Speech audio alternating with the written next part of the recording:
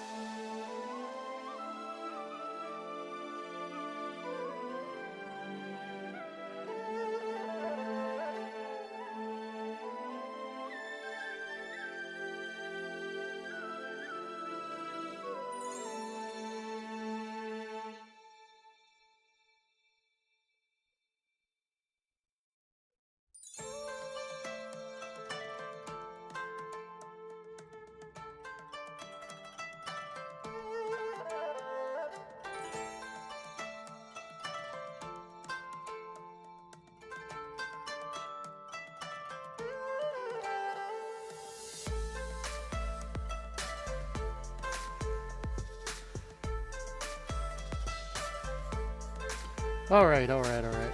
Hello, everybody. We're going to switch to the podcast and we're going to chat today. Hello. I hope you are all well.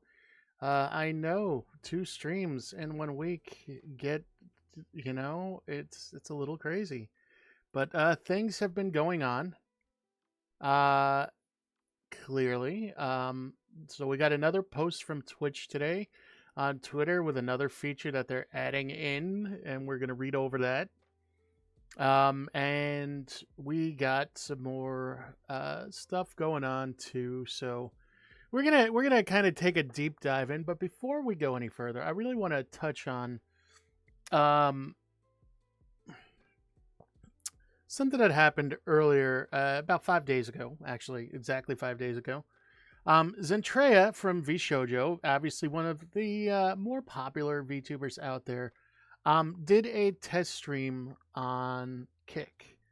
And so before we go too far into this, I just want to really point out something. She got a lot of flack for it, and she certainly just did it as a test to do a short stream. Look, a lot of creators right now that have been primarily streaming on Twitch and primarily streaming as their main source of income and the main way they make content.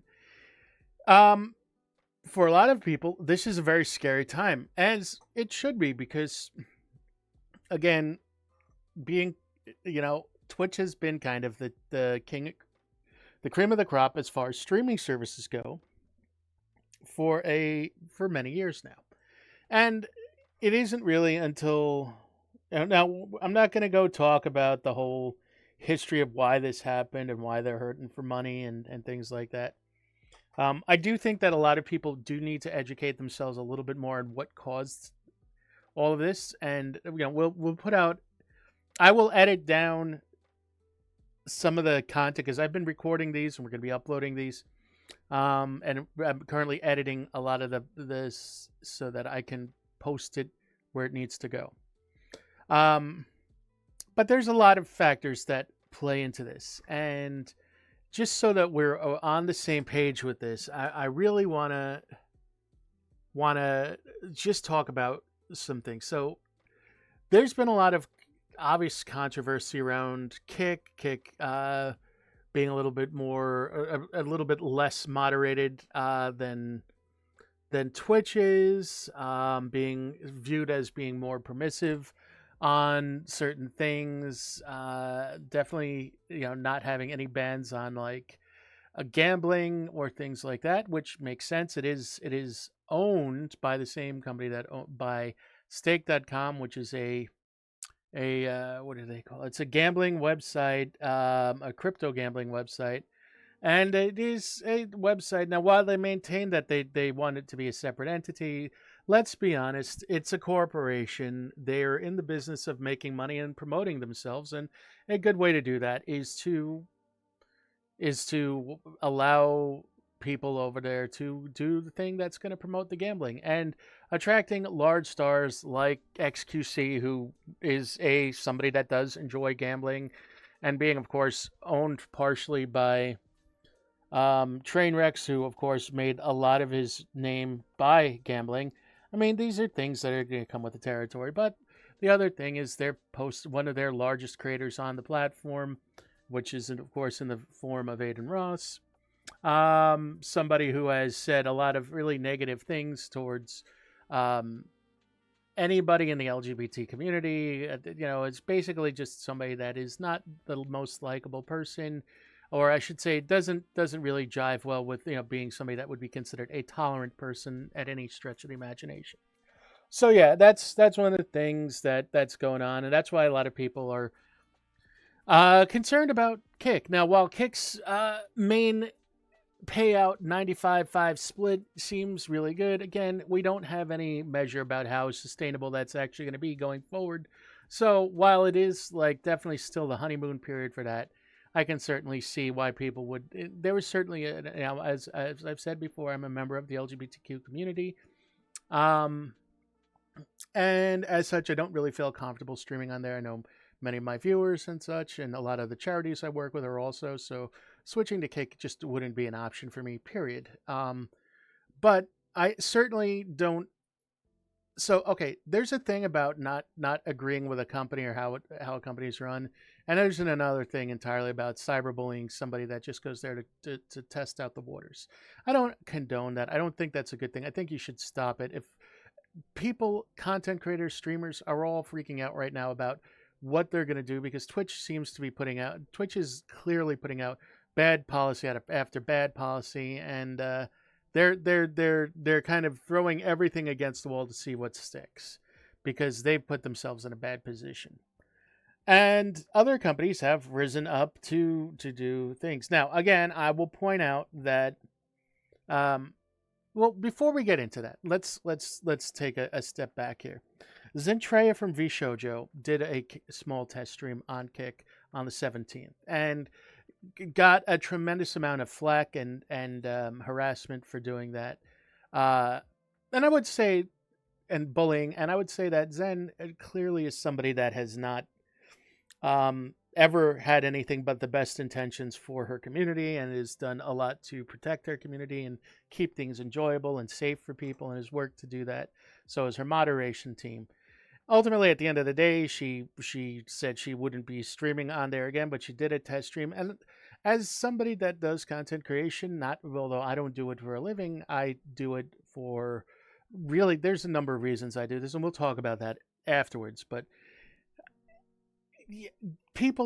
some of the creators that you follow may go to platforms like Kick, like Rumble, like YouTube.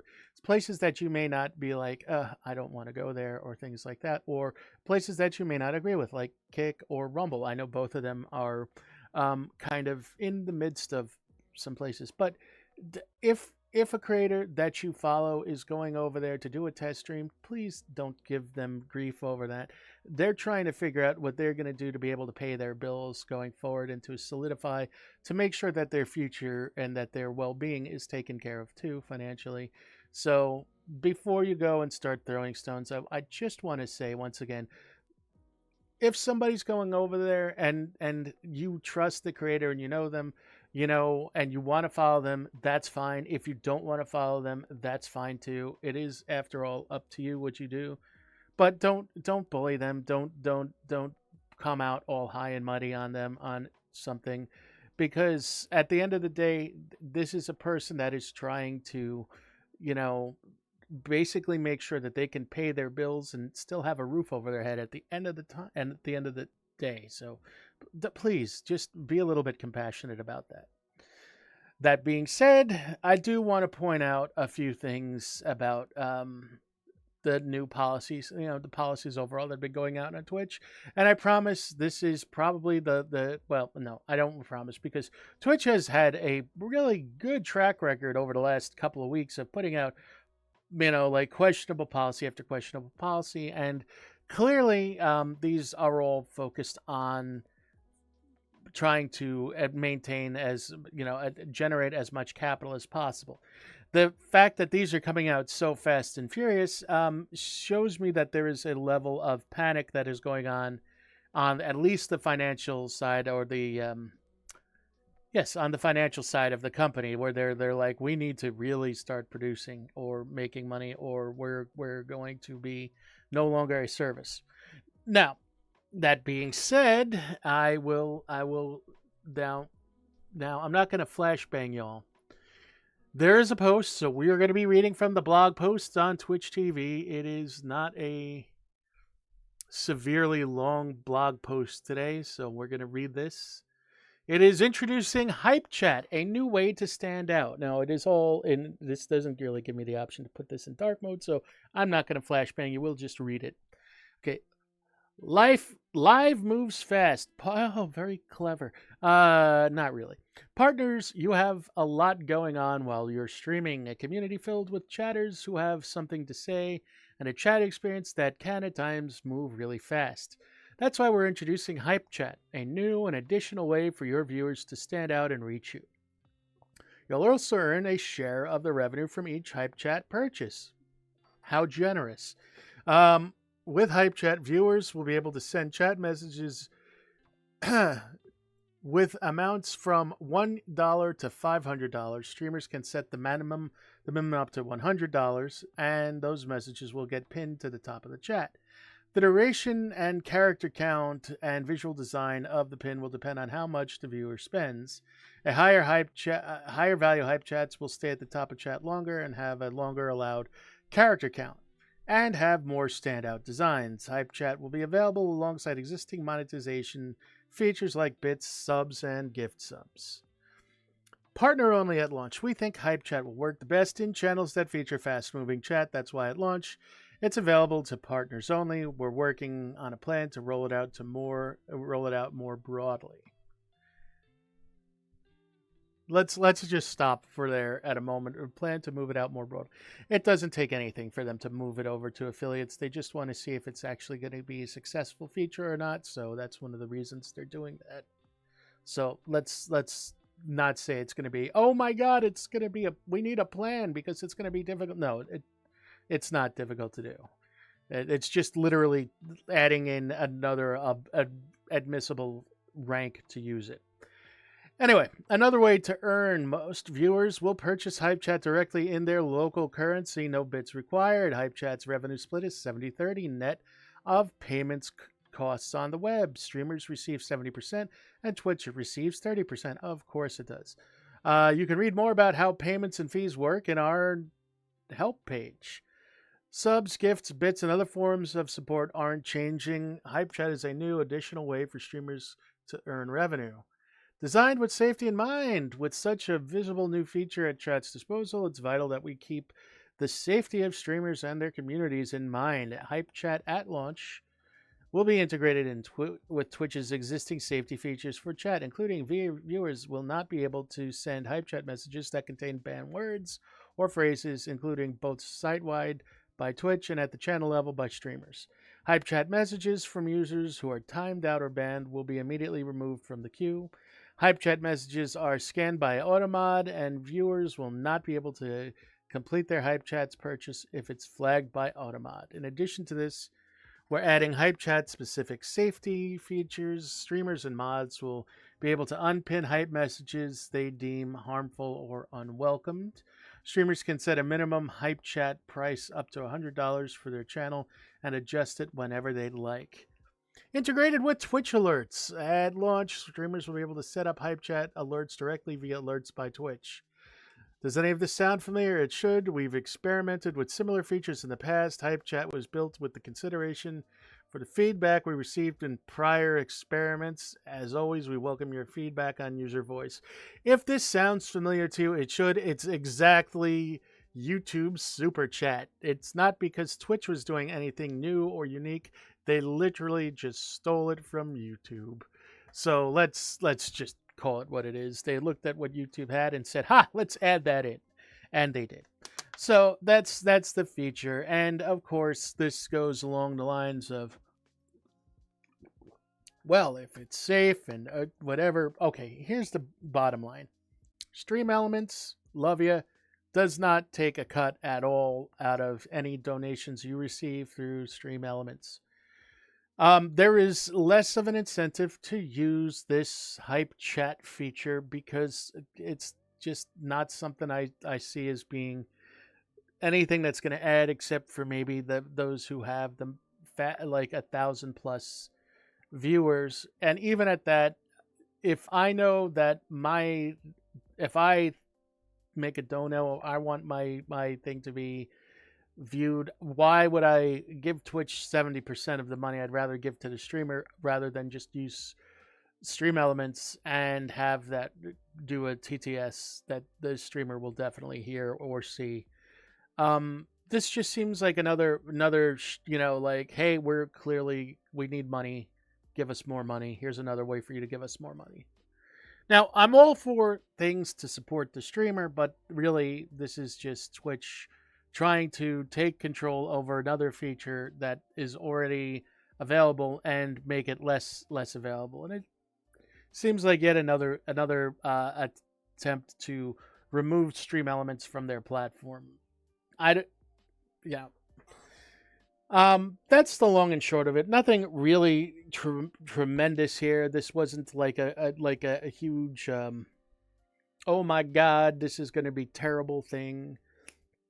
I kind of felt like this was coming, something like this would happen. I think if they had implemented a feature like this a while ago, this wouldn't really be a problem. But again, I think like if they really want to, if they really want, now it seems like they're trying to make it seem like they're helping the streamers and the communities, but really, it's just another cash grab. And while I'm all for companies making money, don't have a problem with companies making money. When you're ruining the viewer experience with ads and you're like, well, we used to allow simulcasting, but now we're not going to, even for affiliates, then it's just kind of bullshit. So I'm really stuck at a point where, like, again, this just seems like another semi tone deaf response from Twitch in terms of adding a new policy, and I think we're going to see more of this. I really wish the people in charge of Twitch would no longer be in charge of Twitch right now and have somebody with better ideas, and maybe somebody who's not, I don't know, a boomer, not even a boomer, somebody who wasn't like a member of the greatest generation running the company, and like that really clearly is out of touch with what needs to be done, and put people in charge that understand streaming, that understand content creation, that understand the viewer experience, and that want to put that stuff first. Because overall, while this feature isn't really necessarily a bad feature, it doesn't offer me as a viewer anything over what a don't always. I want as a viewer, if I'm going to be supporting a content creator that I like, I would rather make sure they do something where they get as much money as possible, rather than just be like, oh, here's something. And that's just how I feel about it. I feel like they're doing everything they can to pull as much money out of our wallets as possible, and that's on both sides of it. Again, it seems like Twitch just doesn't like the streamers, nor do they like the viewers. I could be wrong, but that's really all I wanted to say about that. Since that just came out today, I would have been remiss if we didn't talk about that at least a little bit. So that's kind of where I want to kind of stop on that subject for today. However, we got some other things to chat about, so I'm going to talk about this. We got some things to discuss game-wise. Yes, I know Final Fantasy 16 came out today, and a lot of people are streaming it and playing it. Now, it is a reminder that Final Fantasy 16 for the next 6 months will be exclusively available on the PlayStation 5. Now, they are working on porting it to the PC, as I know that Yoshi P, the executive producer of both Final Fantasy 16 and Final Fantasy 14, have stated, and we will see just exactly how long that port is going to take to come out. But I do have faith in that team, and specifically in Creative Business Unit 3, which is Yoshi P's business unit, to be able to put this out and to have it work the way it's intended to. So I do think that this is going to be a case of we're going to see a decent amount of people playing it on a PS5, but I think we'll probably still wind up seeing a really large secondary launch when it comes out on PC. And of course, Sony will be happy with it because, well, Square primarily will be happy with it because they'll get to double dip into those profits from being on multiple platforms. So that will be something that I'm looking forward to, but not right away. Clearly, I will watch streams with that, but I will not be like glued to them. I'm still in the midst of my Diablo 4 addiction, and I will just flat out say I love Diablo 4. Now, on that note, I will be doing a full review of Diablo 4, but I wanted to talk a little bit about two games that are clearly drawing a lot of similar comparisons, which is Diablo 4 and Destiny 2. Because if you've been in the Destiny 2 community, or the Destiny community at all in the last few weeks, you know that there has been some of your favorite content creators like Fallout and Aztec Cross and quite a few others have dived into Diablo 4 and have been getting their looter fixes by jumping into Diablo 4 and testing out the waters. For many, this is their first Diablo game or their first traditional action RPG. Now, I say traditional, I want to put that loosely. Diablo 4 is really kind of a bit of a new gen action RPG in that it's not just your same old, well, it's not a standalone action RPG. It is not set as a default single player action RPG. There is a lot more, there are some MMO like elements into there. In other words, you will run into other players as you venture into the world. You will see other players. There are world bosses, which are very similar to like world raid encounters, which require multiple people. You cannot solo the world bosses, at least as of yet. And there are, of course, dungeons that you can run with friends, dungeons that you can, go on to the and join a public party and run dungeons and such like that. But for the most part, this is a game that you can play alone, but you can also play with friends. It's much easier to do this way.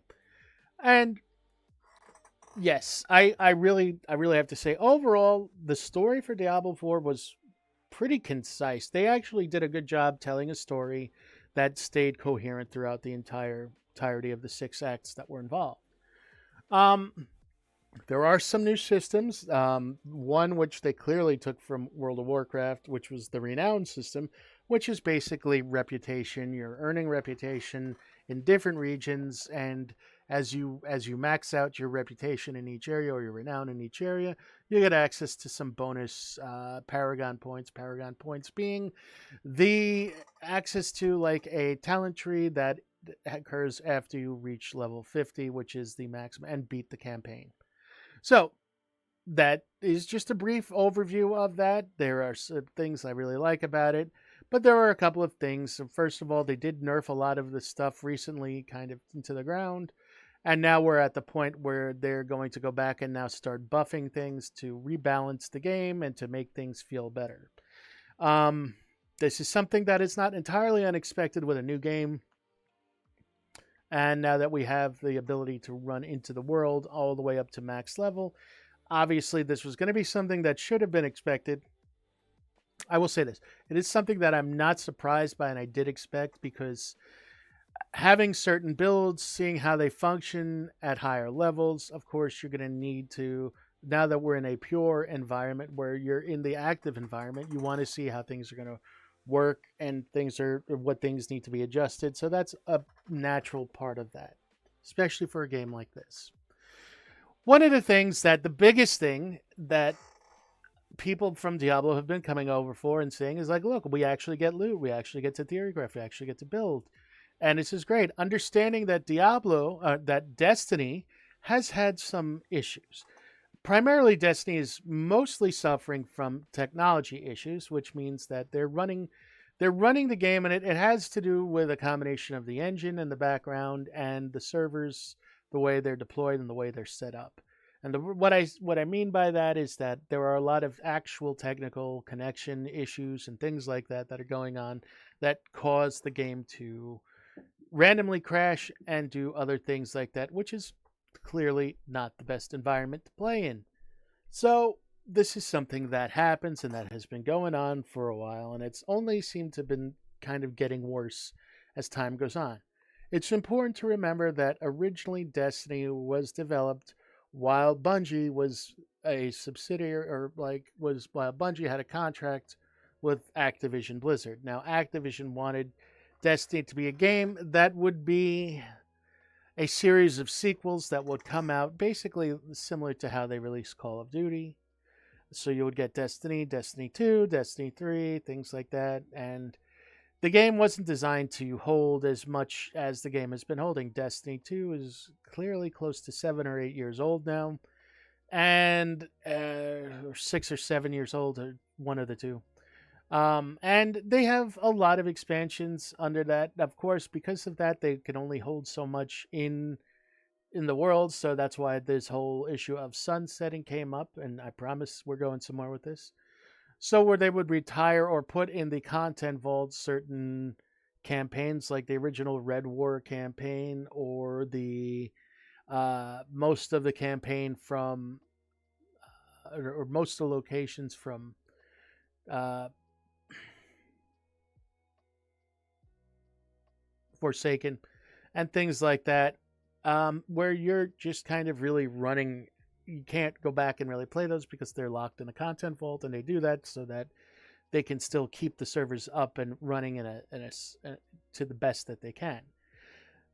During the course of Destiny, we haven't seen much. The seasonal models for Destiny basically include like a battle pass, and yes, there are issues with the dungeon keys, where dungeons are people were a lot of people felt that, well, if I'm paying for the season pass, I should also get the dungeon with the season, but it's not done that way. And to be honest, I don't know why, but it's just the way it is.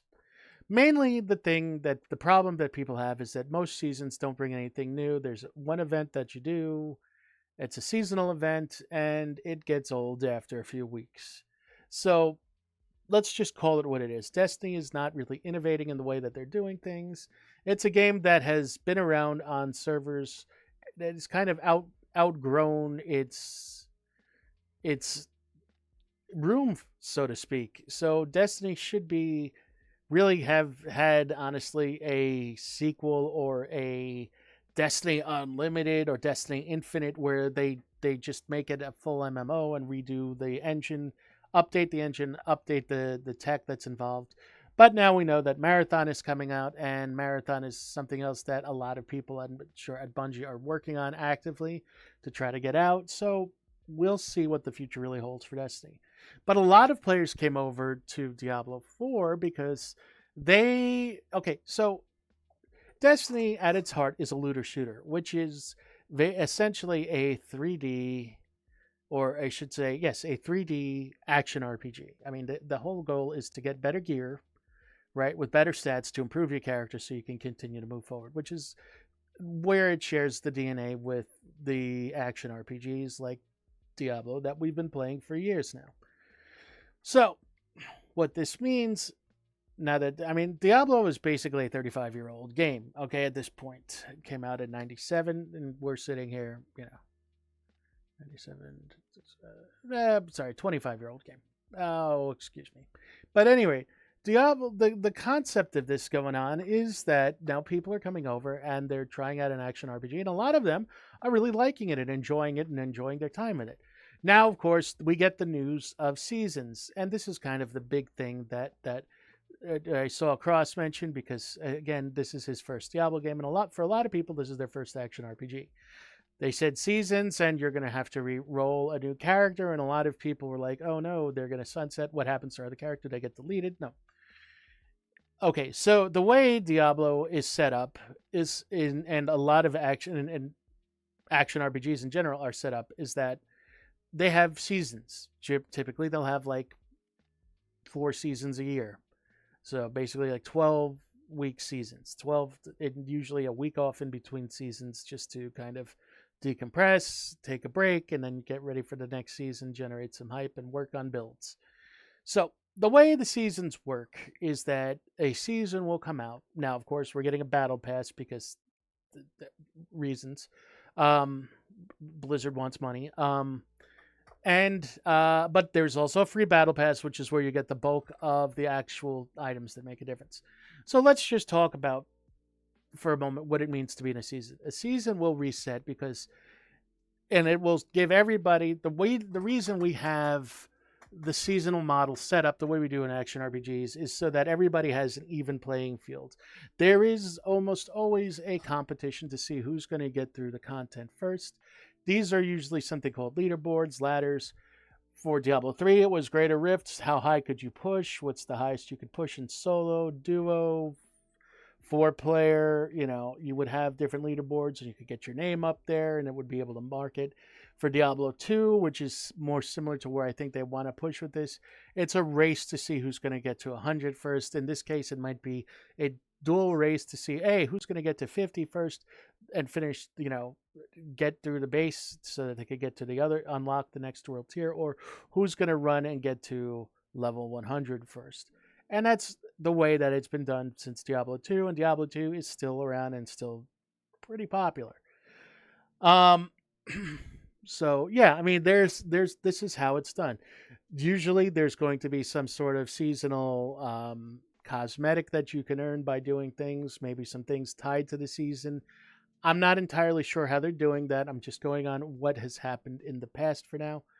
But I know that they will introduce new mechanics, things for the season. Now, here's the difference between what has. So you're going to say, Mel, but what happens to my old character? Your old character is on right now what they consider the eternal season, which is, and if you want to just play an eternal, you don't want to participate in the seasons, then you just keep playing the character that you have. Nothing's going to happen to it.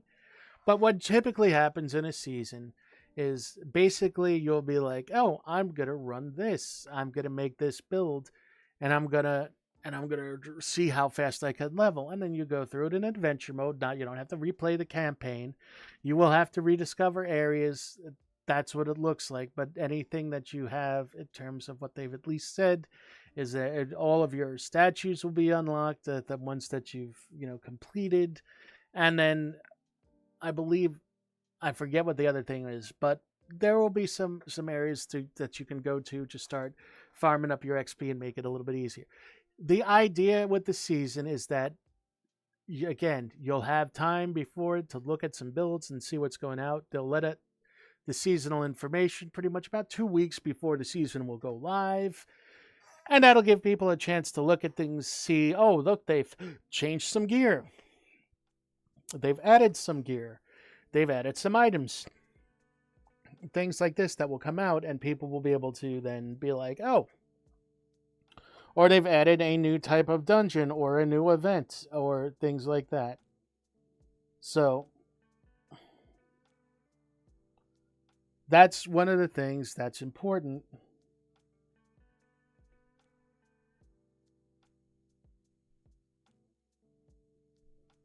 So I just want to point this out because this is where the game is going.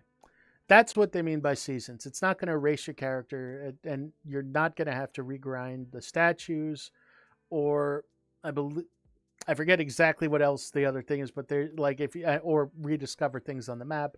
These things are going to be available to you when you start, so you can put those things to fear, those fears to rest. Now, some of you may be like, but I don't know if I want to do that. Let me just explain. It is how it works with the communities overall, whether you're playing Path of Exile, whether you're playing Diablo, or you played Diablo 3, or you've played another action RPG, and there are others out there. Torchlight Infinite's out there. They're already on their 3rd season, I believe, where you get different things that you can earn for the season, and a lot of seasons function basically similar to stuff in Fortnite. I'm going to put this in terms of Fortnite for y'all, okay? Fortnite comes out. They have a new season. There's things that you can unlock for free during the season through their free battle pass, and you can earn certain cosmetics for just participating in the season and things like that. That's generally speaking how Diablo is. The cool thing is that a season will release. They'll be like, oh, we're going to release it on Friday, July. This is just a shot, a spitball here. It's Friday, July 5th. We're going to get this. The first season will go live. It'll go live at 6 p.m. Eastern time. And everybody, good luck on your race to 100 or whatnot.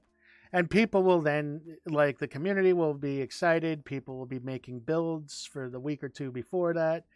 And you'll be able to go to places like the 4 Builder or Max Roll or Ice Event, wherever you go to get your builds, and you'll be like, oh, cool, let me see what we have. And then people, your favorite content creators will be like probably do a stream where they'll look at builds and they'll be like, oh, guys, let's plan a build. And then they'll work with that builder. Maybe you'll all make builds together. These are just the things. And then the season will start. Everybody will start playing. Your favorite content creators, streamer, whatnot, will be out there playing. and you'll be watching along or playing along, and maybe you'll be playing with him. I don't know, but there's a lot of things that'll happen, and and it's a big celebratory atmosphere for a lot of people. And once you play the season characters, it's not like you're going to be like, oh, well, that's the season character. At the end of the season, what will happen is that character will move over to the Eternal Realm and join your other characters that you've had. And then you'll have the option to play again. Next season come out. Maybe for one season you're like, oh wow, Barb's going to be really strong. I'm going to play a Barb. Then the next season it'll be like, Barb's strong, but oh look, now I want really want to play Sorcerer because Sorcerer looks really cool. And that's the whole point of it. It gives you an opportunity to play with other things to see how you like it. And then if they're doing what I believe they're going to do is, so okay, let's say they introduce a new dungeon type. Well, at the end of the season, rather than that dungeon type only being available for the seasonal characters, well, that dungeon type will potentially get moved down to the Eternal Realm, and now you'll be able to play in that dungeon type all you want to going forward. Some people may really love the seasonal model. Some people may still be leery about it. My best recommendation to you is, since you're not going to lose your character that you've already invested time into, try it out. If you don't like it, you don't have to play it. You can delete the character and just keep playing the character that you have. But there's a good chance, I think, based on the history I've had with these games, which is fairly extensive, there's a good chance you're going to enjoy it, especially if your friends are playing it and you're going to maybe have your eyes open on another aspect that makes action RPGs so much fun to begin with. And that's a thing that I think is a good thing. I think you should be excited about that. I know for a lot of you, it's like, well, one of the things I've heard is, oh, what about just increasing the level? Listen, Destiny's tried to do that, and it really hasn't been like, and people are still complaining. So we know that's not necessarily the answer. It's not an expansion they're putting out. We know that they have other expansions in the work. The other expansions will likely include different playable classes. Right now, we have Barbarian, we have Sorcerer, we have Rogue, we have Druid, and I think that and Necromancer. After that, we are missing a bunch of levels. Witch Doctor, Monk, okay, those are not in there. You got the Amazons, which were like rogues, but you got those aren't in there. From 2, there's Crusaders or Paladins, which aren't in there. You know, there's a lot of missing classes that I would say are probably going to I know that they're already working on the next expansion. So I wouldn't be surprised to see these things come out in another expansion, new classes that'll be added in there. There might be some new classes that we've never heard of. Who knows? Demon Hunters may come back. But again, Rogue is kind of taking up the area that Demon Hunters and kind of Amazons, well, not Amazons, but Demon Hunters are taking up. So we'll see what happens with that. But again, I do recommend that, at least if you're on the fence about trying it, think about it. For those of you that, again, are old school action RPG fans, aka you've played many of the different seasons, or in Diablo 3, or you've played different Path of Exile whenever New League came out, you know already what to expect. This is nothing new. This is not your first rodeo. You know what to expect. You know how this is set up, and that's just it. My best advice is, we're going to get there's a lot of new people coming into Diablo right now because A, it's a good game. B, a lot of the other things that are out there that are similar to this are just maybe not in the greatest spot right now. So a lot of people are trying out Diablo.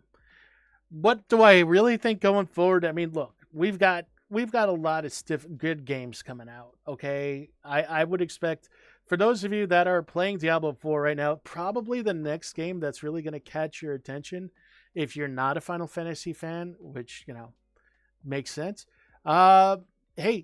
is probably going to be Remnant 2.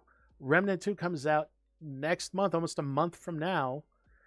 And, that's a big one. That's, that's kind of a combo between your Souls-like / looter fans, because, that game is definitely like it.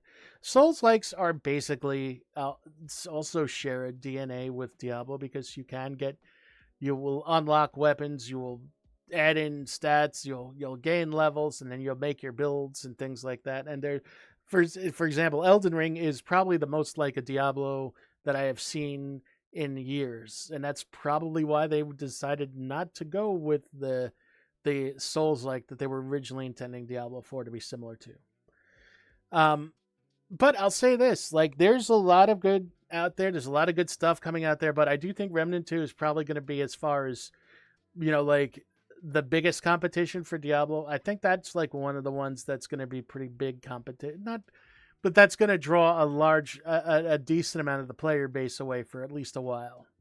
But again, that's the reason that seasons are huge, because a lot of times when you'll start a season, especially like in D3, the last D3 season was just insane, where it's like, oh, I'm just going to start a new character, and then you'll be maxed out and you'll be done with the character within 2 weeks. I'm calling it like it is. Like, most of the time you play seasonal content, the reason that these games are not designed to hold your interest for months and months afterwards, you're going to burn out. That's why the seasonal model is good, because the season comes out, you get your character to where you want, you feel happy, then you go and play something else.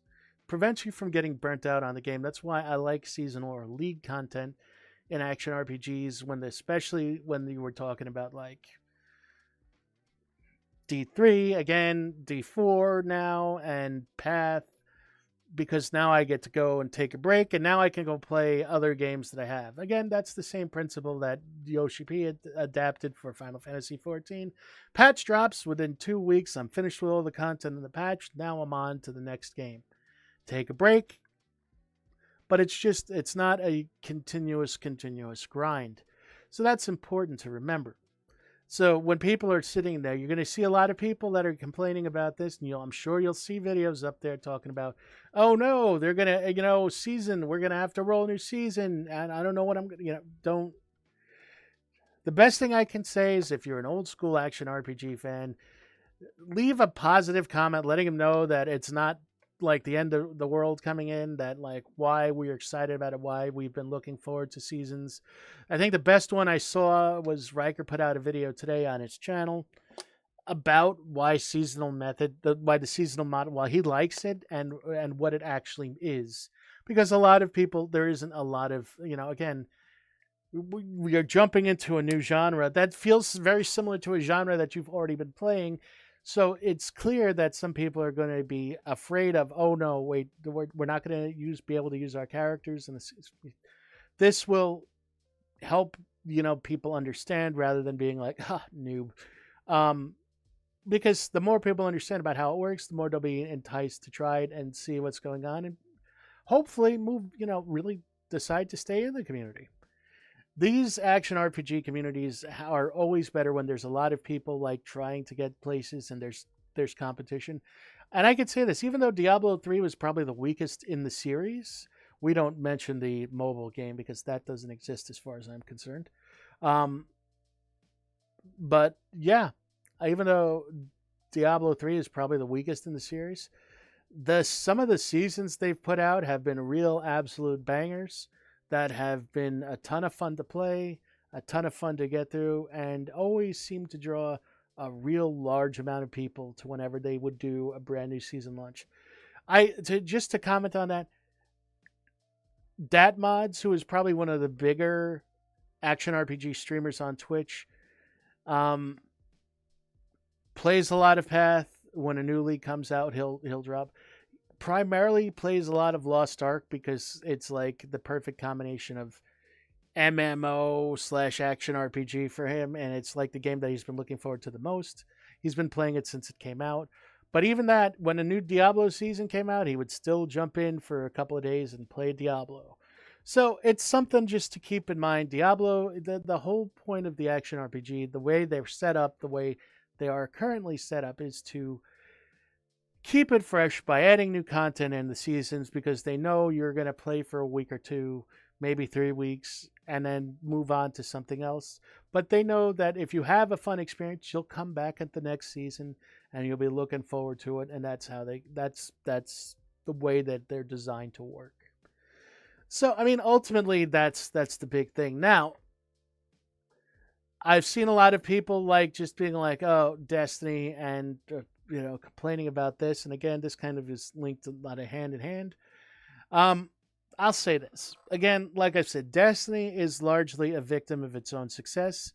A lot of people still play Destiny. Destiny's actually in a really good spot player-wise right now. It's just there's a lot going on with Destiny, with what's going on in that are technical issues that stem from, again, running a program on a machine, running a program that's been designed to hold less and trying to stuff. You're basically trying to stuff a steak into a hot dog case. Okay, it's not really going to work out, and it's probably going to break the case, and that's what's happening. So I know that might be a terrible, horrible allegory for that. But you know what? We're going to roll with it for now. I'm not even sure if that's the right word, but we're going with it. But the deal is, right? The deal is you want to keep things fresh. You want to try to have as much content to keep your audience happy and keep your audience and your players coming back for more. So hopefully we'll see some stuff go in a positive direction with Destiny as they go forward. Hopefully we'll see some good...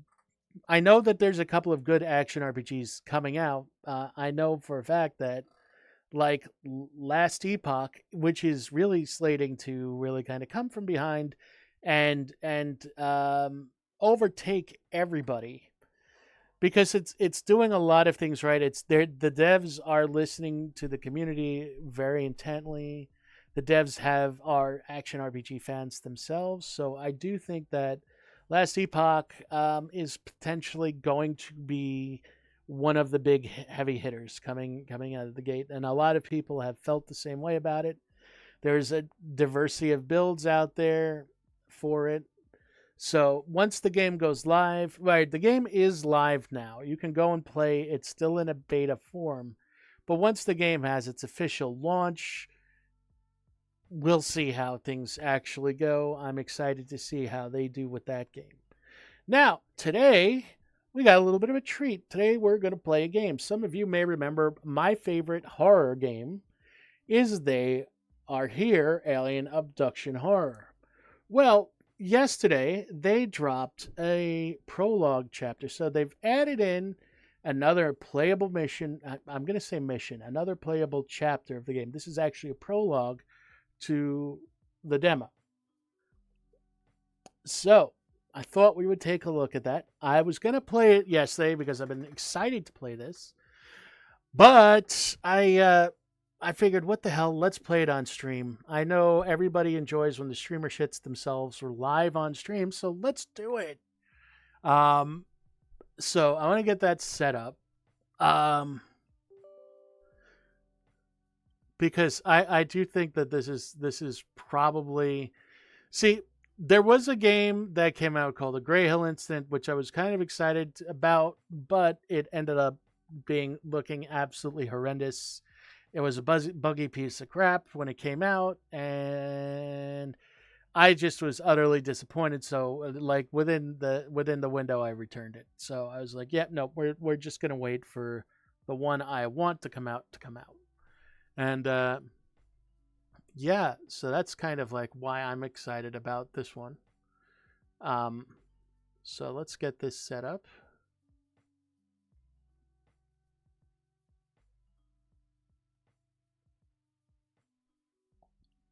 Let's get this on the game stream. And let's cut out the music for a bit. Let's raise the volume a bit here. So, okay, so you can see they've changed the title screen from what it was. So we've got the demo, which is still the demo, still available, didn't change, but now we're going to go to the prologue. The prologue tells the story of the first UFO contact that happened 30 years before the events shown in the demo version. The main character is Private Michael Anderson, who serves at a military base near the Grayswood Farm. By chance, he becomes a witness of terrible, inexplicable events.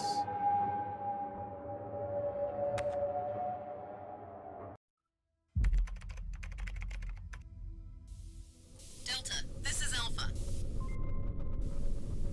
We've an unidentified object at 270 degrees, 20 miles moving fast. Do you copy? Over. Alpha, is that a meteor? Negative. I'll try to get in touch. You entering controlled airspace. What are your intentions? Introduce yourself.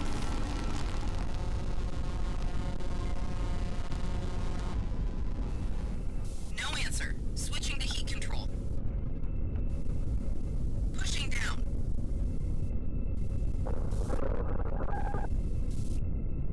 Delta, I've strong interference. Say again. Communication lost. I try radio on different frequency. Alpha calls data. Unidentified object begins pushdown. 10 seconds to land. Saying again. 10 seconds to land. Over. Delta on the line. To identify the object received. Urgent. Roger. Sending response team. Too long. Who's closest to the object? Michael Anderson is 2 miles from the landing site. Send it.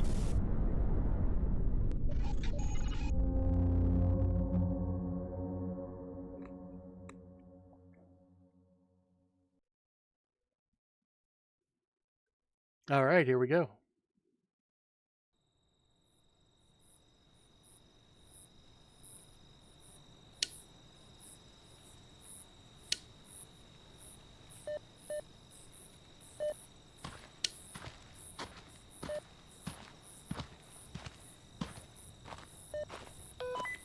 This is base. The object has landed.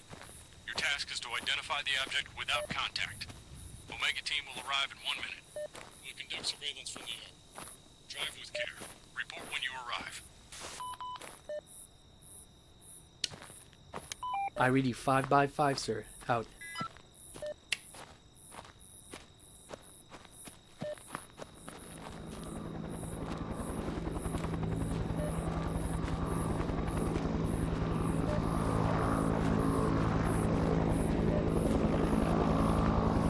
I gotta say, for an This indie is game, this Omega. game looks We see you. gorgeous. We are monitoring.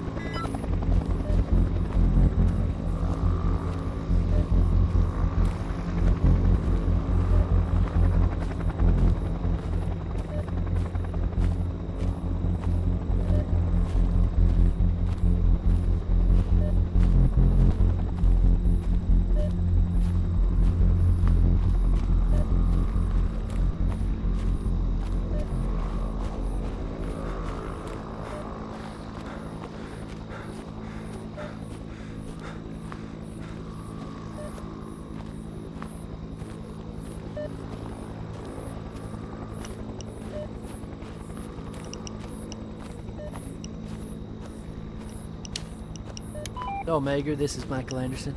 I report radiation detected. Counter indicator is average. Roger that. We're all quiet here.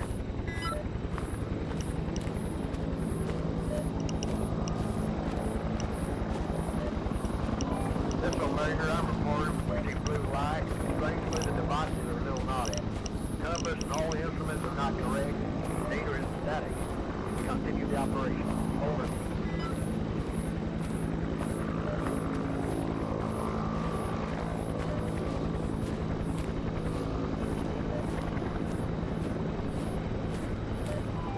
The object has been detected and is approximately away from you. Don't notice movement. Over.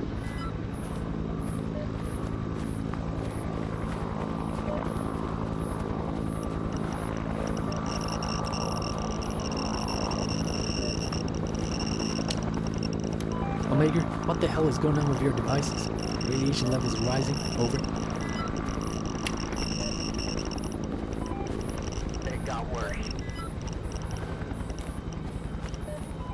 Base, can you hear me? Something strange is happening. devices break down, indicators are constantly changing. It can't be that everything breaks down at the same time. It seems that there is some kind of anomaly here.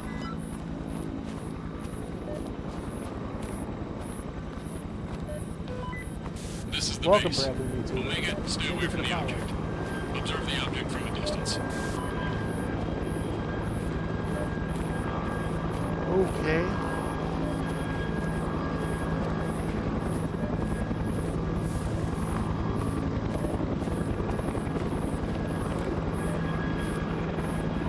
This Omega, the blue light. The radiation is getting stronger. Wait. What? Need to stop the What the hell's going on there?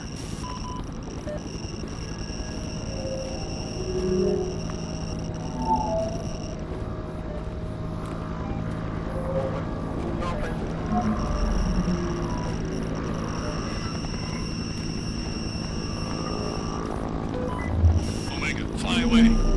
Michael Anderson, follow protocol. Hey.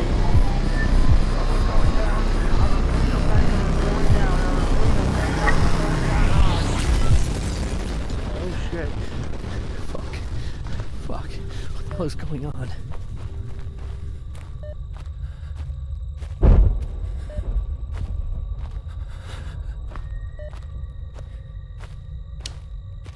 Can anyone hear me? Over.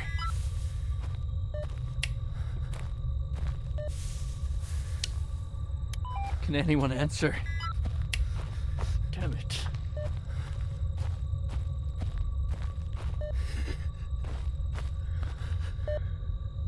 Okay, let's switch to night vision, shall we?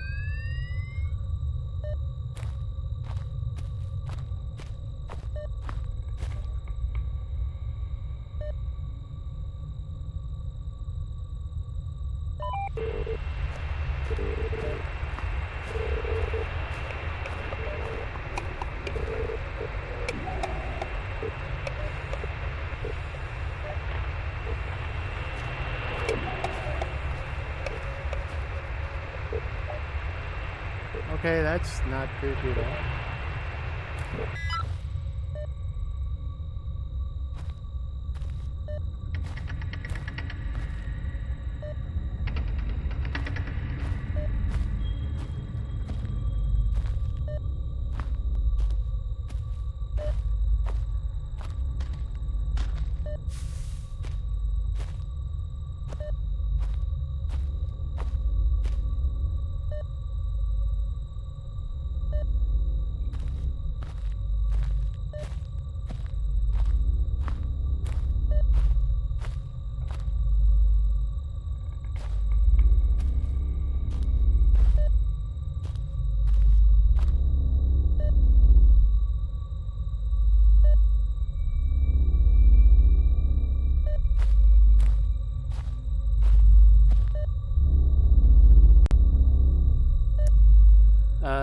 Guys?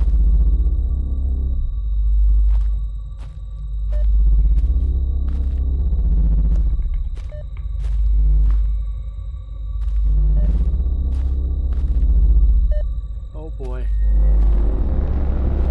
God, what is this?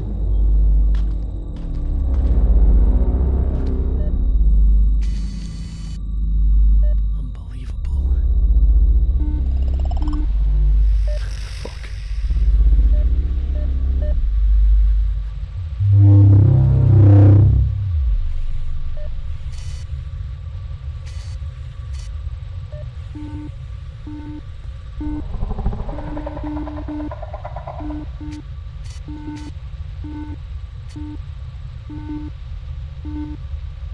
Okay.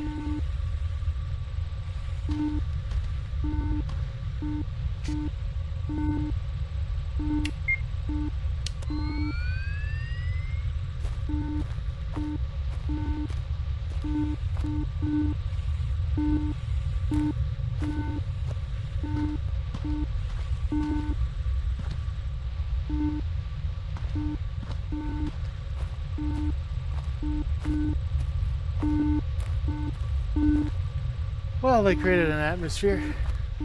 Okay.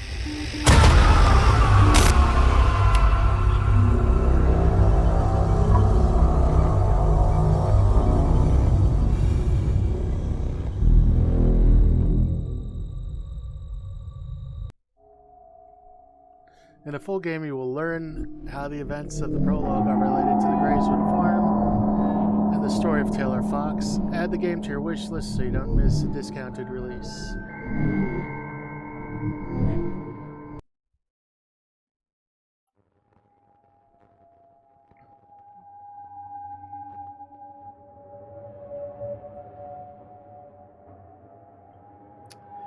Okay.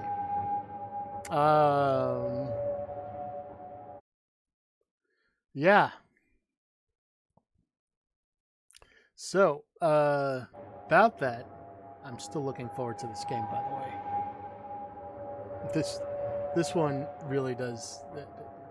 This one was scary from the straight get-go. So,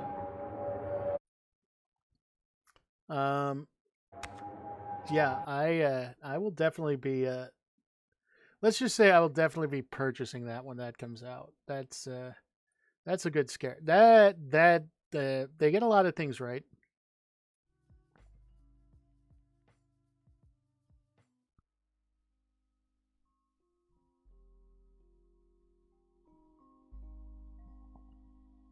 Like the developers definitely know their UFO lore. So I'm excited to see like the fact that they've created. First of all, for an indie game, it is absolutely gorgeous. I don't know if they're developing that on Unreal or whatever they're using. The game looks great. The whole. I love the designs that they're using. I love how they set the atmosphere. I love how there is no music because the sounds and everything else, the way that they've added stuff in, and of course the voice acting this time where there wasn't in the first in the actual the demo.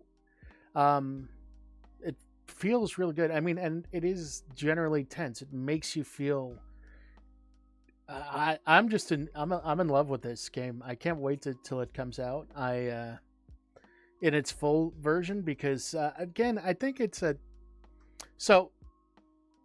couple of years ago. I would say like 2017, between like 2014 and 2017, you had a lot of alien abduction kind of themed. You had Alien Abduction, which was a smaller film, get released. Then you have The Fourth Kind. And there was Dark Skies. They all came out around the same time, and they really went and played up the horror aspects on that. And yeah, they did a good job with that to a large extent. I think that's something that really is really an untapped thing because a lot of times, like we've all seen the Outlasts where it's survival horror. We've seen a lot of these survival horror games before. Most of them deal with like, oh, we're gonna deal with some sort of ghosts or demons or whatever the fuck goes on in the Outlast world. But like it's a formula that's worked for years. A lot of it, like Resident Evil, zombies, and you had Silent Hill, demons, and fucked up shit. But this is something that I think a lot of people, and one of the funniest things I've seen is when I've talked to people that are, like really into like horror, playing scary games, and I'm like, they're like, no, Alien Abduction, no, too real. And I'm just kind of fascinated by it because as somebody that, has always had a passing interest in UFOs, I know quite a bit about the lore, and like a lot of the things about it, like the kind of the history of that, and like the way that they've developed this, the care that they're taking to develop this based on certain things, like that whole military aspect of it. Like if you ever go back and look at like Rendlesham Forest or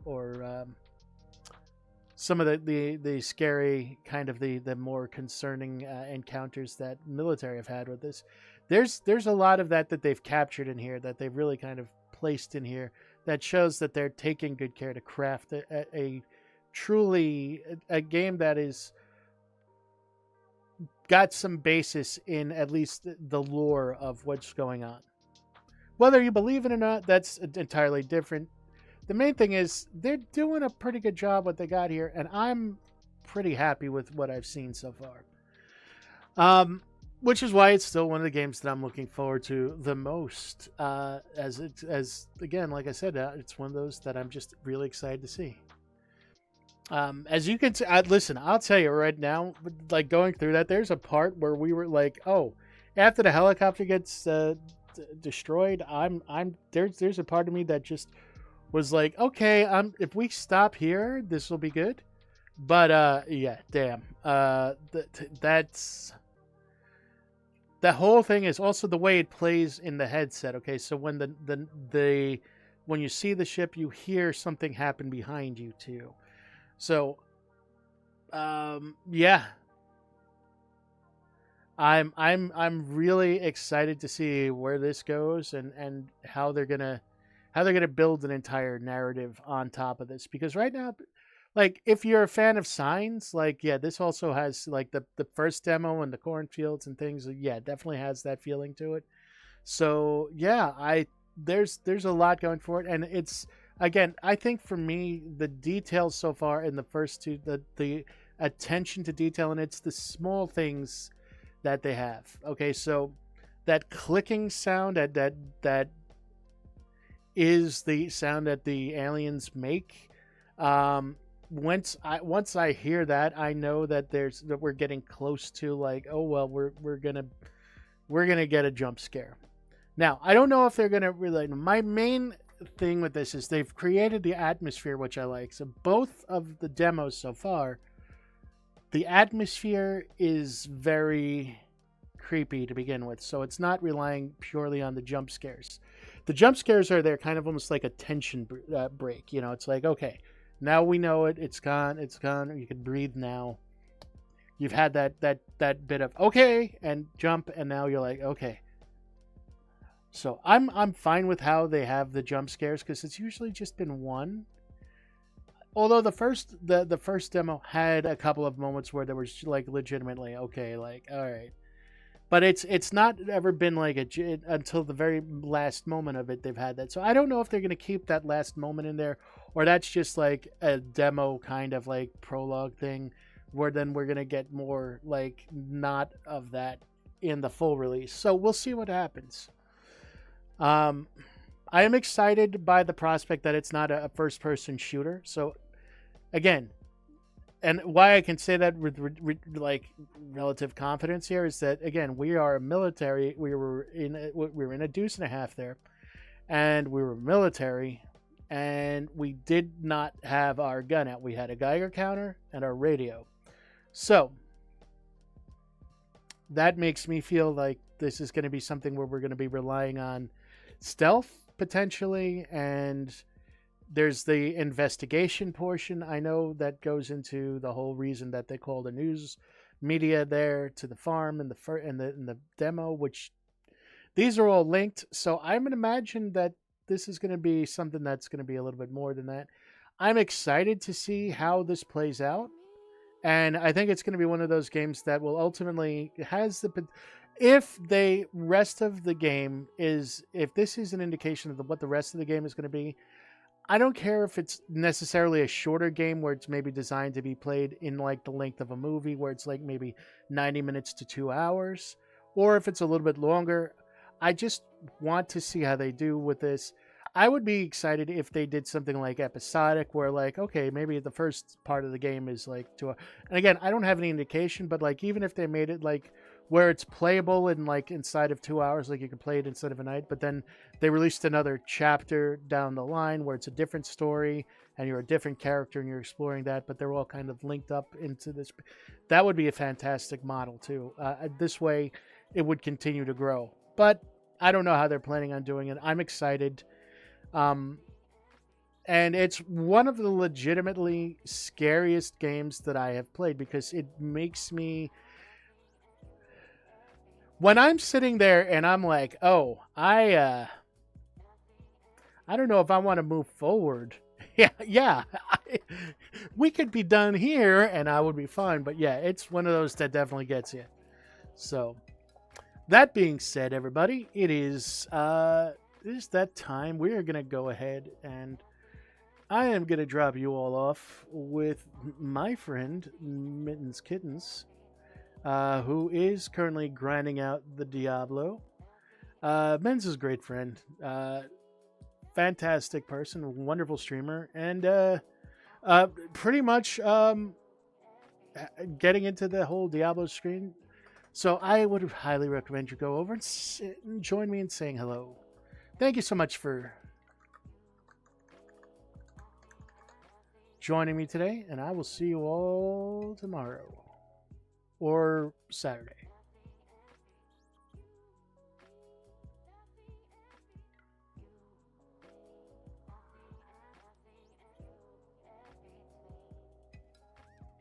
Have a good one, Sean.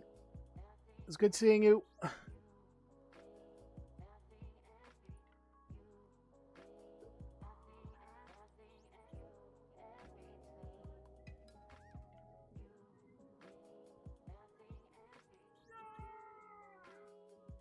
Yo, Melk, thank you so much for the raid, dude. I appreciate you. How was your stream? What were you up to? Well, Danke, danke.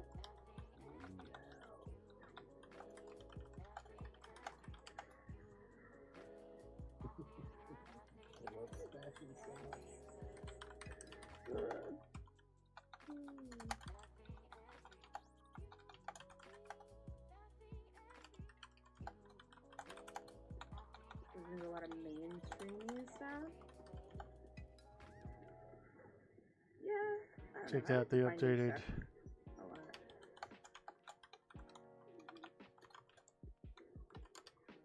Protection. Let's go.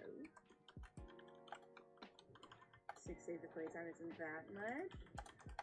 That is. You could have spread it out a little bit. Yeah. Also, if you haven't played